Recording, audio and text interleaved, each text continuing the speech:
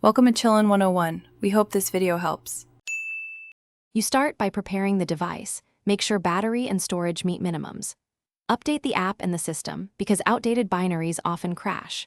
Once done, force stop the problematic app and reboot the phone to clear locked resources and temporary faults.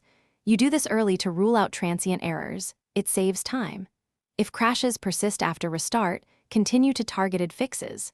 This step narrows causes quickly and makes subsequent troubleshooting cleaner and faster. You now perform deeper fixes. Clear the app cache first because corrupted cache commonly triggers crashes. If that fails, clear app data but backup settings first, since this resets user data. Once done, boot into safe mode to see if a third-party app causes the crash. Safe mode isolates system processes. Make sure to check app permissions and storage access. Mismatched permissions or restricted background activity often break functionality. If you need logs, enable developer options and capture a simple crash log.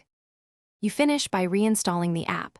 Uninstall completely, reboot, then reinstall and test before restoring account data. If the issue remains, backup photos, messages, and app data, then consider a factory reset only as a last resort. Resets remove deep system corruption. Make sure to record device model, Android version, and reproduce steps so you can report the bug. If everything fails, contact the developer with logs and reproduction steps. They can patch or advise. Thanks for watching. Consider subscribing if we helped you.